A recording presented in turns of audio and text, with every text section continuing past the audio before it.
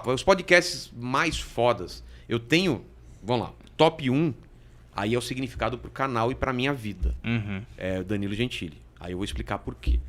Eu tava muito doente no dia, tava com febre, uma noite. Ele já tinha desmarcado uma vez porque ele falou assim, Vilela, eu tô saindo de noite, tá marcado hoje, tipo meia-noite.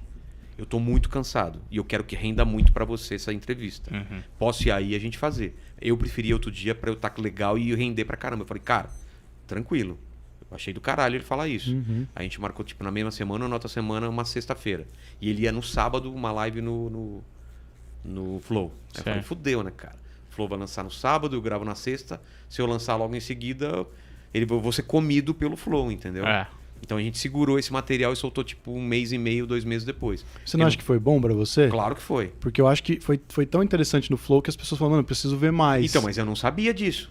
Quando eu gravei com ele, eu não sabia como ia ser no Flow. Eu não sabia. E foi um estouro. Acho não, é o maior número de views acho que tem sim, do Flow. Do seu canal. E eu sabia que lá ia ser mais zoeira. Ele me falou que ele tá pensando e tal. E o nosso foi um papo extremamente profundo, né? Profundo, e a gente intenso, mergulhou e tal. Tenso em alguns momentos e tal. Então, assim, esse foi importante porque o Danilo mudou a minha vida, assim. Tipo, eu tava muito mal. Eu não falei nada disso pra ele, para não colocar... Senão a gente coloca uma pressão no cara. Sim. Entendeu? Eu simplesmente era um canal de 10 mil inscritos, talvez. 12 mil. No máximo 15 mil eu tinha quando ele foi lá.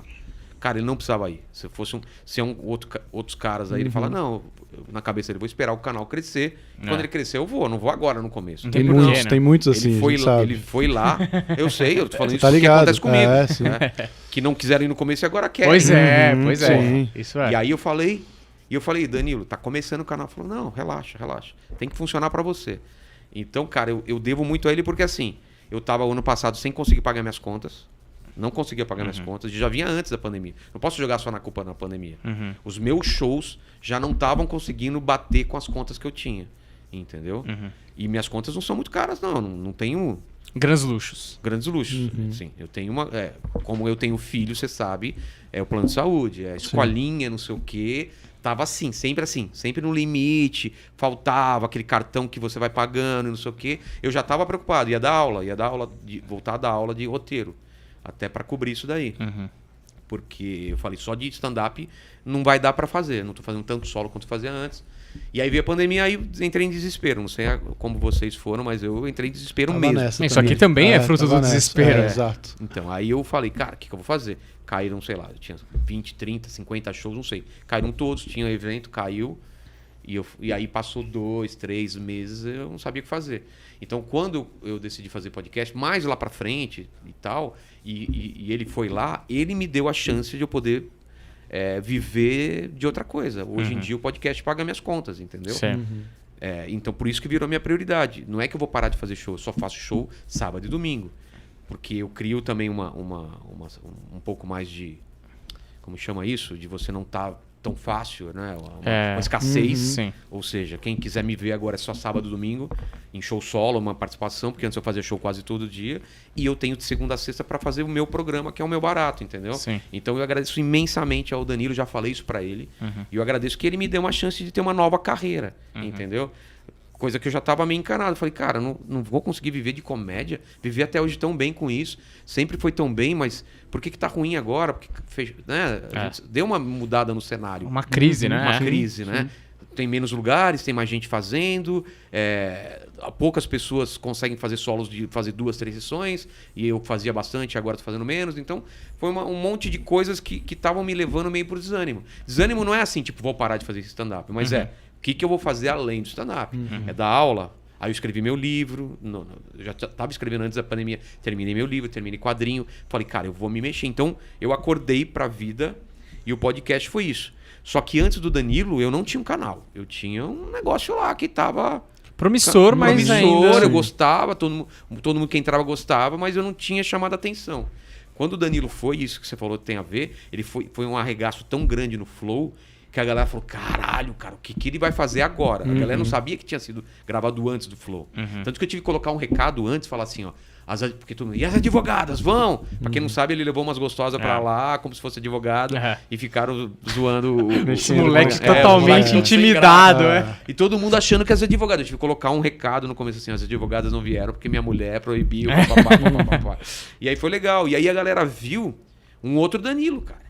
Lá eles viram o Danilo zoeiro e vamos lá e fumando charuto. E aberto, Lá no meu não, cara. A galera falou, caralho, eu não esperava. Foi uma porrada, cara. Porque ele entrou num mergulho, teve uma hora que ele falou do pai, da irmã, uma história super pesada, assim, que a gente se emocionou. Então, assim, nesse ponto, o canal deu uma guinada. Eu entendi o que era o canal. Até então, os bate-papos que eu tava fazendo, eles ainda não eram o que eu achava que ele devia ser. Eu não tava achando o mecanismo. O Monark foi o primeiro que foi lá nesse novo cenário. Cara, deu problema na câmera. Imagina, eu tô conversando com vocês e eu tô vendo que tá dando problema na câmera e o cara vai toda hora lá e dá sinal de que... Não se imagina muito também. Né? A gente já viu, a gente viu isso acontecer aqui algumas vezes. Sabe? Então, pô, eu ficava nervoso, porque o cara tá aqui, tem horário, e eu sei que aquela câmera não tá filmando, só tá aquela, e o cara tá tentando resolver. Aí depois eu descubro que tem problema de áudio, ele vai ter que passar um filtro. Então, assim... Com o Monark, eu até quero levar ele de novo, porque, cara, eu não rendi porque eu tava com a minha cabeça tava nele e tava em outras coisas, entendeu? Aí, depois dele, eu não lembro a ordem, mas com o Igor, que foi sócio dele, já foi bem melhor. Mas mesmo assim ainda deu problema técnico. Cara, quando a gente resolveu todos os problemas técnicos, cara, foi a melhor coisa do mundo. Tipo, eu só pensar na conversa. Ficou à vontade. Aí foi do caralho. Então, Danilo. Primeiro lugar. Segundo lugar, cara, eu mudei. Foi o Eros, tava o Lucas Sério? Salles. Eros Prado foi, eu não esperava. O que eu esperava? Vai ser só zoeira, a gente vai rir pra caralho. E tem isso. Agora o final também, velho. O final Uma é porrada. absurdo. Ele contando a coisa do filho dele, que eu não sabia que foi entubado quando nasceu. E o pai dele que escreveu uma carta pro futuro. Antes dele morrer, ele escreveu uma carta que ele descobriu só depois que o pai dele morreu, cara. Puta, é fantástico. O terceiro, o Lucas Salles, que foi foda, Foi cara. intenso, Chorou lá, né? Chorou. O Ale Só de nos lembrar, contou, já ficou emocionado, cara. Assim, é muito foda. Como foi? Porque, tipo, você também, que nem você foi esperando esse papo com o Eros, eu imagino que com o Lucas você esperava algo mais descontraído também. Total, é só, porra, os programas dele que ele fez, eu não sabia desse lance. Explica Ele falou sobre exatamente o que ele assédio. falou. Ele falou então. sobre assédio que ele nunca tinha falado na escola, que o carinha lá, como chama o cara que fica na portaria, né? O Bedel. Colocava ele no colo e ficava roçando nele, dando aquela... Sabe aquela brincadeira que a gente faz com o amigo, de bater no saco? E aí, como é que vai? Ele fazia isso e ele achava, porra, mas não é brincadeira, porque...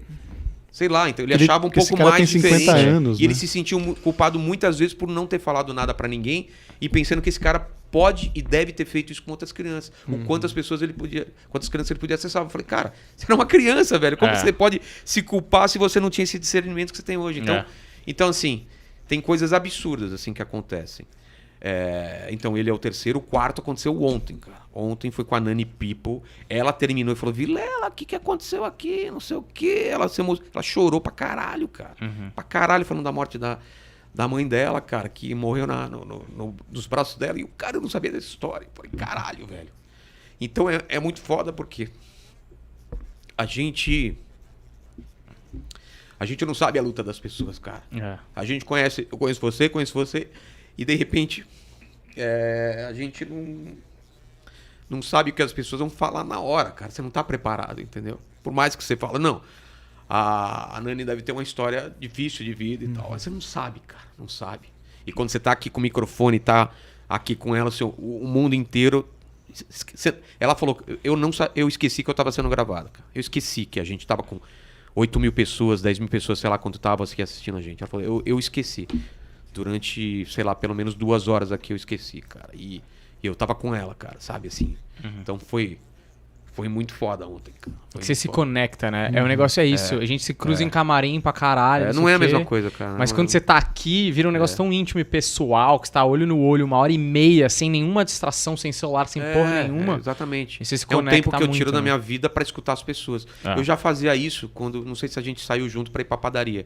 Depois de show, ficar em padaria até 4, 5 horas da manhã.